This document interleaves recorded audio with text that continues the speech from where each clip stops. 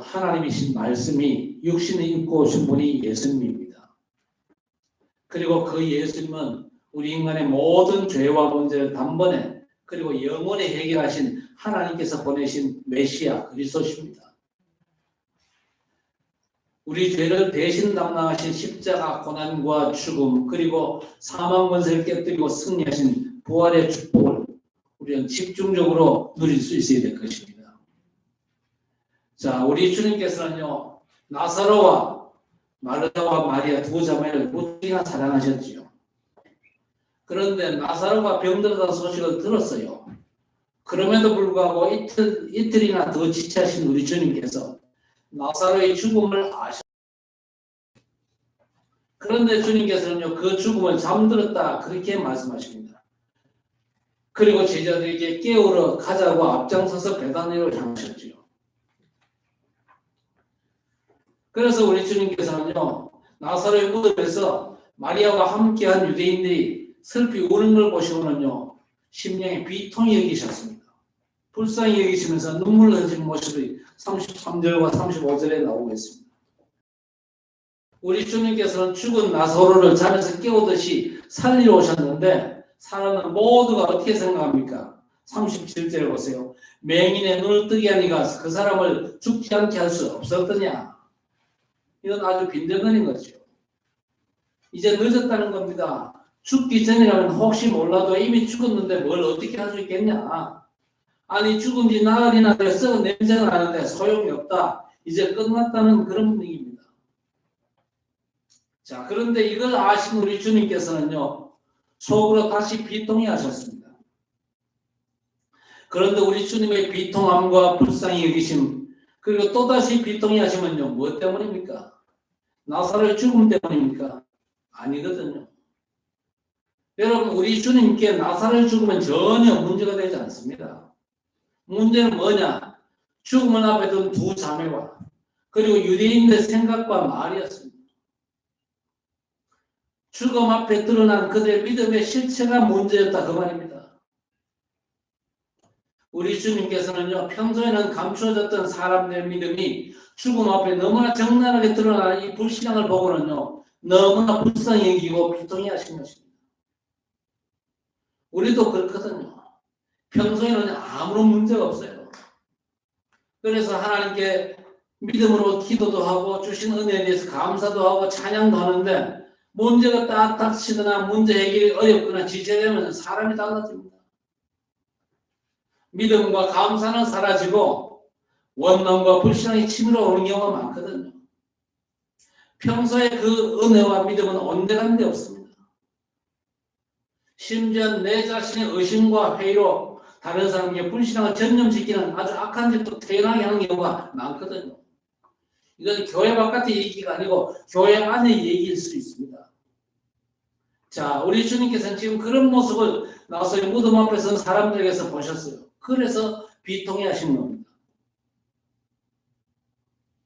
나사로의 죽음 앞에 마르다와 마리아 또 찾아와서 같이 이 슬픔에 젖은 이 유대인들의 믿음의 색깔이 드러난 겁니다.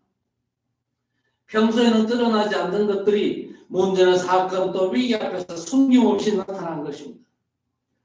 그러면 그들의 믿음의 본색, 실체는 도대체 어떤 것이었습니까? 먼저 틀리지는 않아요. 그러나 아무런 힘이 없는 무능력한 신앙입니다. 마르다나 마리아 그리고 유대인들이 하는 말 보세요. 틀린 게 하나도 없습니다. 들어보세요.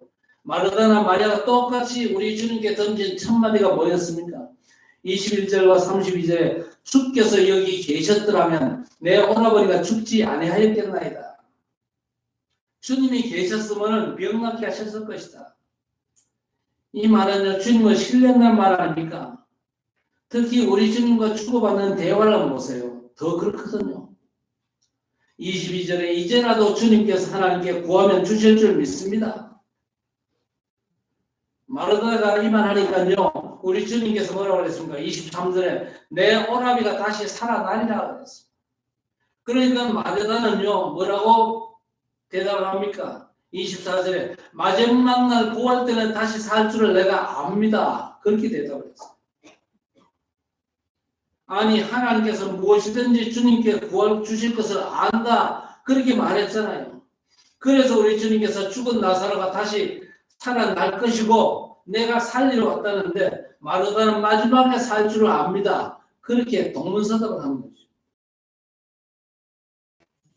그리고 우리 주님께서 내가 나를 믿는 자는 죽어도 살겠고 무릇 살아서 믿는 자는 영원히 죽지 아니할 것이니 이것을 내가 믿느냐 그렇게 물으셨잖아요. 그랬는데 이번에는요 주는 그리스도시요 살아계신 하나님의 아들이신 줄 내가 믿습니다. 그렇게 답을 했습니다. 우리 주님께서는 지금 죽음을 이기는 부활과 생명을 말씀하시는데 마르다는 주님은 그리스도라고 하는 원론적인 대답만 하고 있습니다. 그리고 우리 주님 나사로를 살리기 위해서 무덤에 돌을 옮겨 놓으라 그렇게 말씀하셨죠. 그랬더니 마리아가 또 어떻게 대답합니까? 39절에 주여 죽은 지가 나흘이 되었으면 벌써 냄새가 나나이다. 코를 막고 지금 이런 대답을 합니다. 아니 사실 그대로 말한 건데 사실 이건요 교리적으로 전혀 틀린 말 아닙니까? 자 그런데 뭐가 문제입니까? 여러분 우리의 믿음이 이런 한계에 갇혀 있을 경우가 참 많거든요. 두 자매와 모인 유대인들에게는 없는 게 있는데 그게 뭐였습니까? 이 사람들의 신앙이 싹 다 교회에 딱 갇혀 있습니다. 교리적인 그런 신앙만 고백을 하고 있어요. 이들의 신앙이 참 신앙이 아닙니다. 틀리지는 않았지만요 자신의 상태를 바꿀 힘이 전혀 없는 것입니다. 맞는 말이지만요 현실을 이길 수 있는 힘이 전혀 없다 그 말이죠. 이 사람들은요 모두가 하나님의 능력이 아니잖아요. 자기 관념에 갇혀있는 그런 생각들을 하고 있습니다. 그러니까 살아있는 믿음이 아니고 아주 박제된 그런 믿음인 거죠. 모양은 똑같아 보이지만요 살아있지는 않은 것입니다. 살아날 거라는데 먼 미래에 그렇게 될 줄 아네요. 아니 지금 살리러 왔는데도 먼 나중에 일어날 일로만 생각하고 있는 것입니다. 지금 살릴 것인가 돌을 옮겨 놓으라 그러시는데 썩어서 냄새 나는데 번거롭게 왜 그러냐 그런 식입니다. 우리 주님께서 모든 문제를 해결하신 그리스도시요 모든 것 들어주신 하나님의 아들이심을 믿는다 그러지만은요 이 사람들의 믿음은 예수 그리스도께서 지금 그 일을 행할 것으로는 전혀 생각지 않는 거예요. 그러니까 이 사람들의 신앙은요 문제 해결에는 아무런 능력이 없는 것입니다. 현실의 위기를 헤쳐나가는 데는 아무런 힘이 없는 아주 무기력한 그런 신앙이죠. 지식에 머무르는 신앙이지 살아 역사하는 힘을 가진 신앙이 전혀 아닌 것입니다. 틀리지는 않지만요 아무런 힘이 없는 신앙이죠. 두 번째는요 겉과 속이 전혀 다른 실제적인 불신앙이었습니다. 틀리지는 않은데 현실에 아무런 힘을 쓰지 못하는 무능력한 그런 믿음이었죠. 이런 믿음의 사람들이 지금 있거든요. 겉모양은 신앙인 것은 보이지만 실제는 불신앙이에요. 신앙의 가면을 쓴 불신앙의 사람들이 있거든요. 모든 불신앙에서 벗어나야 될 것입니다. 세 번째 뭡니까? 현실에 완전 매몰된 무기력한 신앙입니다. 그래서 마르다와 마리아 그리고 유대인들은요 무덤에서 아무것도 못하고 있습니다. 죽음의 이 현실 앞에서 어쩔 수 없다고 하는 현실적인 주장과 이제 와서 어떻게 하겠냐는 아주 자조적인 체념에 사로잡혀 있는 것입니다. 살아다니라고 하는 우리 주님의 말씀도 믿지 못하고 돌을 옮겨 놓으라 그러는데 돌이 썩어 냄새 난다고 괜한 일 하지 말자 그런 식이잖아요. 언제나 그런 식입니다. 현실 앞에 딱 멈춰버린 아주 무기력한 신앙의 모습은 너무나 흔하거든요. 6월절 흠없는 어린 양의 피의 능력으로 출애굽의 기적을 체험하고도 이스라엘은 홍해 앞에 딱 멈춰서 버렸어요. 멈춰선 정도가 아니죠. 원망하고 불평합니다. 지도자 따로 세워가지고 애굽으로 돌아가자 그렇게 선동도 하고 안 그럽니까? 이 사람들에게 무슨 믿음이 보입니까? 그리고 하나님의 은혜로 홍해를 육지같이 걷는 이후에도 10명의 정탐꾼들의 불신앙의 보고를 듣고는요 가데스 바네아에서 멈춰버렸잖아요.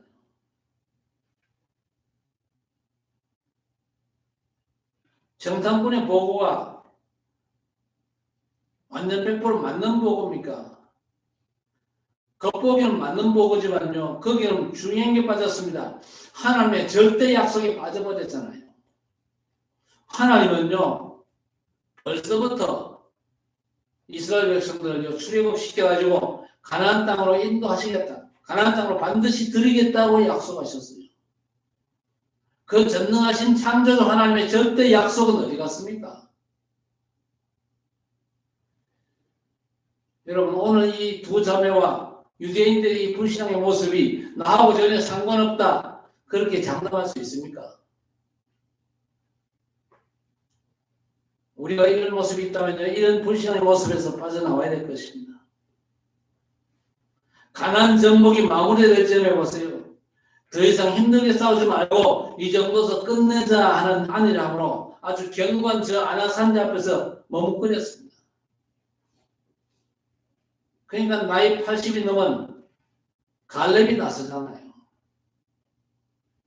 아니, 젊은 사람들이 지금요, 이 아낙산지 앞에 선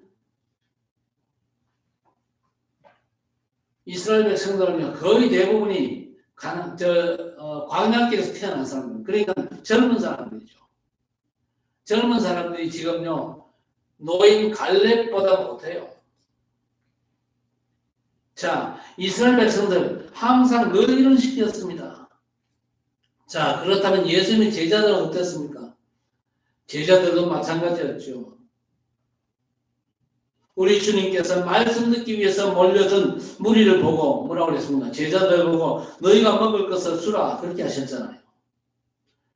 그런데 요한복음 6장 1절에서 7절 말씀 보니까 돈이 얼마나 많이 드는데 어디서 이 많은 사람들 먹이겠습니까? 이렇게 나왔잖아요. 그리고 제자 중 안드레는 뭐라고 그랬습니까? 오병이어를 아이에게서 받아들었어요. 받아들었는데 예수님이 뭐라고 그랬습니까? 6장 9절을 보니까 이것이 이 많은 사람들에게 얼마나 되겠습니까? 그렇게 나왔잖아요.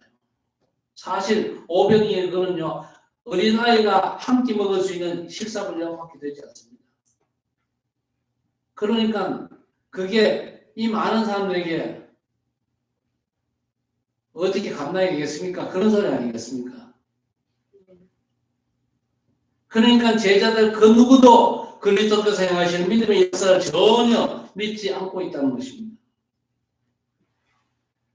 답답한 현실 앞에서 그 누구도 기대하지 않는 모습이죠.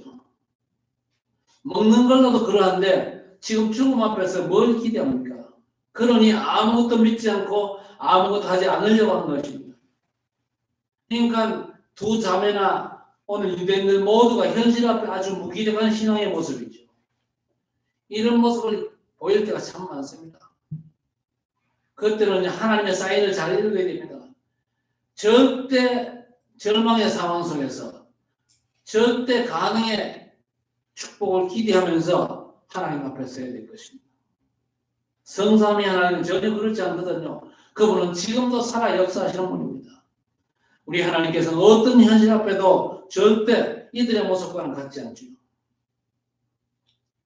이들의 모습은요, 틀리지는 않습니다만요, 겉과 속이 달라요. 그리고 지금 현실을 타개하는 데는요, 아무런 힘이 없는 불신앙. 그런데 우리 하나님은 절대 그건 내버려 두지 않거든요. 대부분의 사람들이 현실 앞에 멈춰버릴 때 우리 하나님께서는 소수의 남은 자를 남겨두셨어요. 눈앞에 현실에 갇혀버린 무리 가운데 현실을 넘어서서 우리 하나님께서 하시는 일을 보는 믿음의 사람들을 일으키신다, 그 말입니다. 누굽니까? 홍해 앞에서는 믿음, 모세를. 그렇죠? 그래서 모세가 불신앙하는 이스라엘 백성들 앞에서 뭐라고 담대하게 얘기합니까? 가만히 있어서 지금 행하시는 여호와의 구원을 보라. 오늘 본 애굽 군인들을 너희가 다시는 보지 못할 것이다. 모세 한 사람을 세워가지고 이 모든 불신앙의 사람들의 불신앙을 책망하신 것이죠. 그리고 가데스 바네아에서는요, 여호수아와 갈렙을 이렇게 해서 그렇습니다.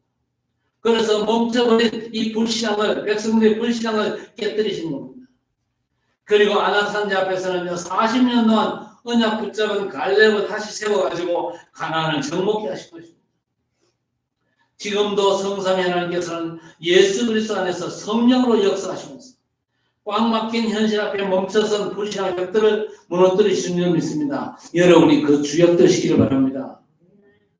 여러분 하나님의 역사의 주역으로 쓰임받게 되기를 바랍니다. 한 분도 예외 없이. 싹 다 불신앙에 빠져있다 할지라도 여러분 한 사람의 믿음 때문에 모든 사람의 불신앙이 완전 박살나고 모든 사람들에게서 믿음이 회복되는 그런 놀라운 축복의 역사가 여러분에게서 시작되어지기를 바랍니다. 오늘 우리 주 예수 그리스도께서는요, 나사로의 죽음 앞에서 친히 부활과 생명을 선언하십니다. 25절에서 26절 이르시되 나는 부활이여 생명이니 나를 믿는 자는 죽어도 살겠고 무릇 살아서 나를 믿는 자는 영원히 죽지 아니하니니 이것을 내가 믿느냐 그렇게 물었습니다. 우리 주님께서는 나사로를 죽음의 잠에서 깨우심으로 해서 친히 부활이요 생명임을 증거하셨습니다. 1년의 과정을 보면요, 현실의 경관이 사단의 망대를 무너뜨리고 무너지지 않는 하나님의 망대를 세우는 역사를 보게 됩니다. 어떻게 하셨습니까? 먼저 우리 주님께서는요, 돌로 가로막힌 무덤 앞에 서서 돌을 옮겨놓으라 명령하십니다. 우리 주님께서는요, 무덤을 가로막고 있는 돌부터 치우셨어요. 여러분 기도하기 전에 가로막고 있는 불신앙의 돌부터 굴려버리시기를 바랍니다. 우리를 둘러싼 불신앙의 망대부터 무너뜨려야 돼요. 오래된 상대부터 걷어내야 됩니다. 잘못된 삶의 습관도 생각 방식도 돌을 옮기듯이 굴려버려야 되는 것입니다. 그 다음에 주님께서는 돌을 옮겨놓자 눈을 들어 하늘 우러러보시면서 기도하셨어요. 그런데 우리 주님의 기도는요, 우리의 기도하고 뭔가 달라요. 어떻게 다릅니까? 41절에 아버지여 내 말을 들으신 것을 감사하나이다. 항상 내 말을 들으시는 줄 내가 알았나이다. 그러나 이 말씀을 하옵는 것은 둘러선 무리를 위함이니 곧 아버지께서 나를 보내신 것을 그들로 믿게 하려 함이니이다. 여러분 우리 주님의 기도는요 짧고 단순합니다. 그러나 강하고 깊은 임팩트를 주는 기도거든요. 자, 우리 주님의 기도의 특징은 뭡니까? 구하기 전에 이미 받은 줄 믿고 하는 기도였습니다. 받은 줄 믿고 하는 기도 다르지요. 우리는 밤새도록 기도해도 밤새도록 달라는 기도만 하잖아요. 주신 줄 믿고 감사하는 기도가 사라지고 없어요. 오늘 주님의 기도의 시제는요 전부 과거 완료형입니다. 들으신 것을 감사하나이다. 항상 들으신 줄을 알았나이다.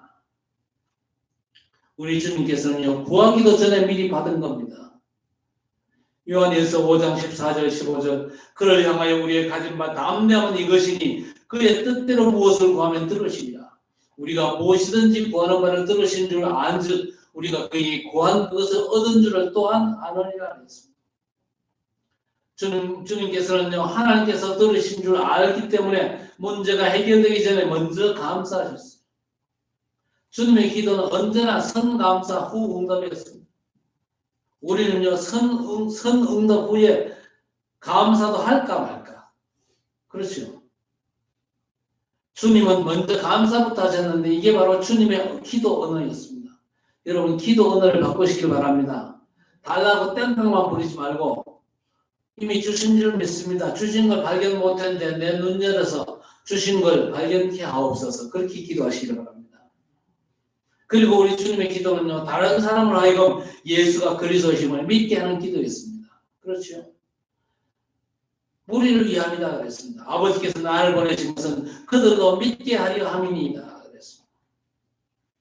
주님께서 기도하기 전에 메시지나 기도의 내용이나 기도 위에 선포하는 말씀이 싹 다 하늘을 향했습니다. 바로 뭡니까? 우리의 믿음을 향했어요. 그렇죠. 그래서 우리가 주님을 알게 되면요 주님께서 의도하신 대로 믿음이 생기라는 것입니다. 그리스도를 믿는 우리의 기도 역시 다른 사람의 믿음을 일으키는 것입니다. 우리의 기도로 말하면 다른 사람에게 믿음이 일어나야 돼요. 마지막으로 우리 주님께서는 죽은 나사로를 향해서 마치 잠자는 자를 깨우듯이 이름을 부르며 큰 소리로 나사로야 나오라 그렇게 명하셨습니다. 자, 그러니까 죽은 나사로가 수족을 배로 동이고 수건으로 얼굴을 싼 채로 묻으면서 걸어 나오는데 죽은 나그네 되어 냄새나는 시체가 아니라 잠자던 나사로가 주님의 음성을 듣고 깨어 일어나 걸어 나왔어요. 주님의 음성을 듣고 살아난 겁니다. 그리스도의 말씀을 듣는 믿음의 사람들은 다 살아나는 줄 믿습니다. 죽은 나사로를 무덤에서 불러내신 예수 그리스도께서 뭐라고 말씀하십니까? 44절에 풀어놓아 다니게 하라. 우리 주님께서 진리를 알지니 진리가 너희를 자유롭게 하리라 그랬습니다. 그런데 죽음에서 살아났으나 아직도 죽으면 묶인 대로인 자를 풀어 자유케 하시는 것입니다. 양으로 생명을 얻게 하시고 풍성케 하려 하신 선한 목자이신 우리 주님께서 죽음에서 생명, 묶인 데서 자유자로 또 공급한 자를 풍성하게 인도하시는 줄 믿습니다. 부활하여 생명이신 주 예수 그리스도께서 무덤 앞에 멈춰버린 우리 모두를 향해서 뭐라고 말씀하십니까? 오늘 40절에 내가 믿으면 하나님의 영광이라 했습니다. 가장 절망적인 죽음과 무덤 앞에서 우리 주님께서 선포하신 절대 축복의 말씀입니다. 내가 믿으면 하나님의 영광을 보리라. 마르다와 마리아 그리고 유대인들의 문제가 뭐가 문제였습니까? 불신앙이 문제였잖아요. 나사로가 죽은 게 문제가 아니고 이 사람들의 불신앙이 문제였어요. 저와 여러분이 부닥치는 여러 가지 문제와 한계 상황이 문제가 아닙니다. 우리의 불신앙이 문제예요. 우리의 믿음 없는 게 문제라 그 말입니다. 그래서 우리 주님께서는요, 어지간한 건 책망하지 않는데 믿음 없는 건 항상 한마디 하고 넘어가시거든요. 항상 책망하고 넘어가십니다. 그래서 우리는요, 믿음이 회복되면 됩니다. 그렇죠? 믿음이 회복되면요, 하나님의 역사시키게 되어 있습니다. 아무리 절망적인 상황도 우리 믿음이 완전 회복되어져서 믿음의 사람으로 하나님 앞에 발견되면요, 하나님 저와 여러분의 모든 문제 속에서 능력으로 역사하십니다. 전능하신 창조주의 능력. 그렇죠? 내가 믿으면 하나님의 영광을 보리라. 그야말로 완전 믿음으로 하나님의 영광을 체험하시기를 주의 이름으로 축복합니다. 우리 죄를 대신해서 우리 위에 죽으시고 우리를 의롭다 하기 위해서 부활하신 예수 그리스도께 집중하시기를 주의 이름으로 축복합니다. 막힌 돌을 굴려내고 우리를 살리시는 그리스도의 말씀을 붙잡고 우리를 이용한 모든 흑암의 망대를 무너뜨리고 하나님의 영광의 빛을 칠곡고 대구 237과 5천 종족 후대 세대에 비추는 하나님의 망대가 든든히 세워지기를 우리 주 예수 그리스도의 이름으로 간절히 축원합니다. 하나님, 우리의 믿음이 부활이요 생명이신 그리스도를 지식이 아닌 사실적으로 믿는 믿음의 사람이 되게 해 주옵소서. 우리 믿음의 상태가 주님을 하여금 비통해 하시는 실제적인 불신앙이나 현실 문제에 매몰된 틀린 믿음이 아닌지 점검하게 하시고 참 믿음의 사람으로 갱신되게 해 주옵소서. 그리스도 안에서 생명을 얻고 더 풍성한 생명의 역사를 누리게 하시고 죽음에 묶여버린 상태가 아니라 참으로 해방받은 자유자로 믿음으로 하나님의 영광을 맛보며 흑암의 망대를 무너뜨리고 하나님의 영광의 빛을 칠곡보되고 237과 5천 종족 우리 후대에게 비추는 하나님의 망대로 세워지게 해 주옵소서. 감사하고 예수님의 이름으로 간절히 기도드리옵나이다.